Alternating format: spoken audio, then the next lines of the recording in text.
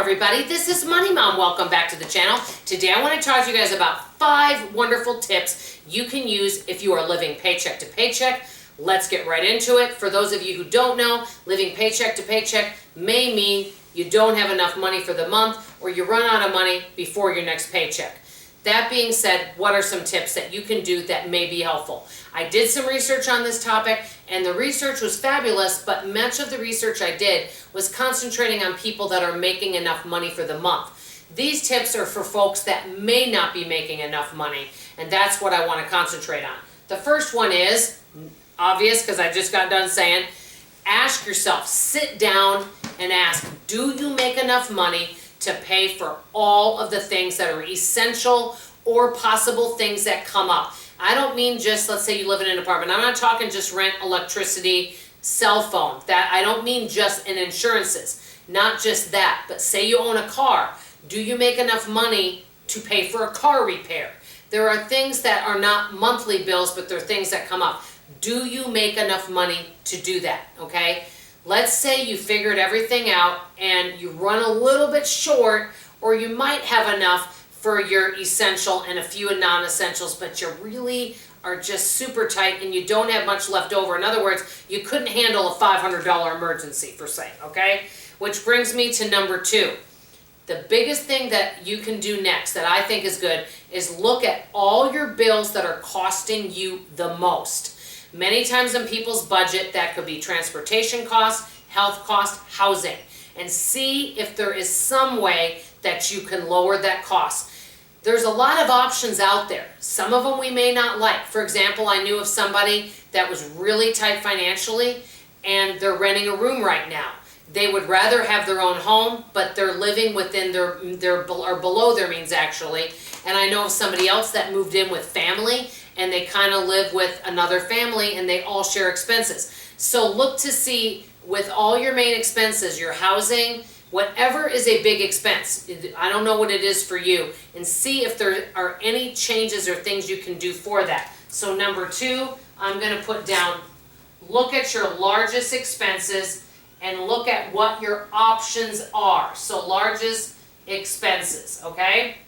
Number 3, make a list, and I'm just going to put essential, I'm just put ESS, and non-essential. What I would do is take a piece of paper and put them on one side, essential, things you have to pay, and non-essential on the other.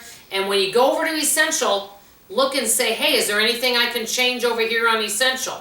Can you go and change providers, like cell phone providers? Can you change car insurance? Is there anything you can change on the essential side to save you money? I just mentioned housing before, because even though it's essential, you may be able to save money on those things, electric bill, all that type of stuff. Non-essential, is there anything that you can temporarily cut back on? It doesn't mean forever. Let's say you go out to eat, every Friday. Maybe you can cut that out right now so that you can have a little money in savings to help cover some little surprise or Murphy things that happen, such as an unexpected tire for the car and stuff. So look at your essential and non-essential and kind of tweak it.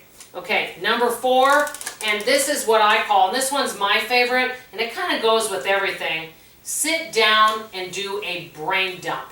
Really get to know your finances in and out. Be honest with yourself, how much money you're bringing in, how much money are you really spending. It's kind of like when I do a food diary. What is Dawn really eating? Okay, what am I really spending? Am I going to the store? Am I stopping, here or there? It's those little dollar here, dollar there. I mean, I used to spend $40 to $50 just at the Dollar Tree. Cutting that out has really saved money. There's little teeny things that we can do to save money.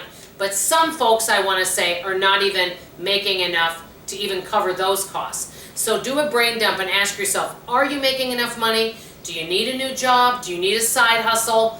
What do you need to do to make yourself more comfortable? And last but not least, I think this is important. Some of you may say, well, Dawn, what do I do if I don't have any money? Last but not least is automate your savings. Now you may think, well, what happens if I don't have any savings? Well, I don't mean you've got to put 100 or 200. I think it's really good for our morale if we automate our savings, even if you only put $10 a month into your savings account. First of all, it can add up quick. I think that can really help because it makes you feel wealthy. These are just some items that I can think of if you're living paycheck to paycheck. Want to ask you guys, what are some tips that you would give other people, mostly people on a lower income? If they're living paycheck to paycheck and they're really struggling, give us some tips below of some things that they can do. That's all I have to say for now. I love you, I appreciate you, and I'll see you on tomorrow morning's video. Bye-bye.